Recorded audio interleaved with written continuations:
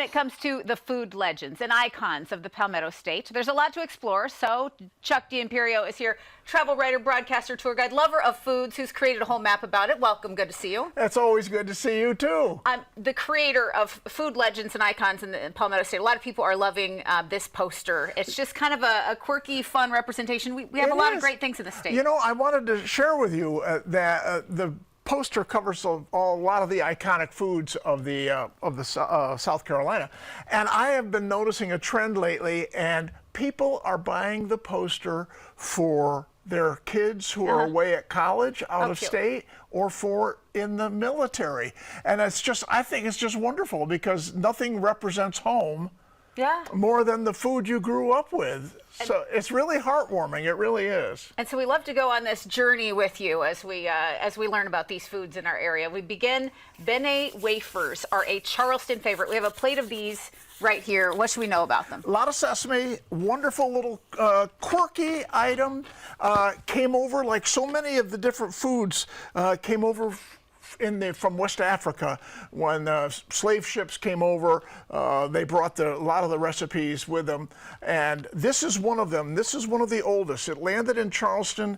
You can find them a lot of different places. The old Charleston bakery, though, where we got these, does a great job, does a fantastic job. And sesame, of course, a very hearty item, and it shows up at a Colony Bakery in Charleston's been doing it for more than 100 years. Very cool. You can get them. I know you can get them in town. I've seen them at various stores in town. They're just an interesting item, and a lot of people think they bring you good luck. Well, and they're just delicious. Although I regretted how crunchy it was wearing this microphone. I wondered if I was interrupting you with the crunching, but it was very good. It's true. Those are a great item. Those are a great specialty item. Next one to go through, hush puppies are a staple of Southern cuisine, and there's a fascinating story about where they may have gotten their name. It's interesting because I did a lot of research on the hush puppies, and who doesn't like a hush puppy? It's on virtually every Southern menu in any restaurant in any home in the state. Hush puppies, you kind of go back with the dogs. I mean, it's literally, you can find stories of, for example, during the Civil War, the soldiers in the South would build a campfire. You know, they're in the middle of the woods. They know that the enemy is close by. The dogs alarm them that the enemy is close by, so they rolled up some cornmeal, threw some flour on it, and they had these ready to hush the puppies.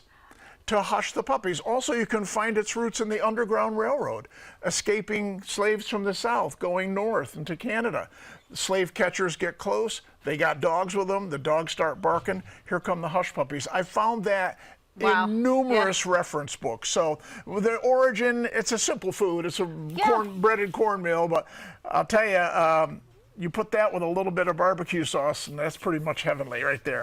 Can't wait to try that one. By the way, those are warm, so we've got one with our name on it right there. For sure. And then you've got the Snack Crackers, of course. Everybody knows these. They were born in Charlotte, but the founder traveled to South Carolina to increase sales, and a visit to South Carolina changed the course of history. It is a wonderful item. Everybody's had these. These are a historic snack item from Charlotte. From Charlotte. Philip Lance, the snack king, early 1900s, you know, he mistakenly got 500 pounds of peanuts instead of coffee, which he was a broker for. They made these crackers. He came to after North Carolina, came into South Carolina, sold them, married a South Carolina girl, and actually died in South Carolina too. So we love Lance crackers. Who doesn't? First snack item in a vending machine. Really? Oh, making big history there. And then finally, just a few seconds left for okra. Of course, a mainstay in Southern cooking, and it has been for centuries. What's the SC connection? It has been forever and ever and ever. Okra, again, on the slave ships. The recipes are numerous. And there's a festival. Believe it or not, there's an okra festival. It's called the Okra Strut, and it happens in Irmo, just south of us. So that's why it's on the map for Irmo, the Okra Strut. Go celebrate there. So many places across the state. We love that you travel there and tell us these stories. Chuck D'Imperio, creator of the food legends and icons of the Palmetto State. And people learn more on your Facebook page, A Taste of South Carolina. Chuck, thank you. Always.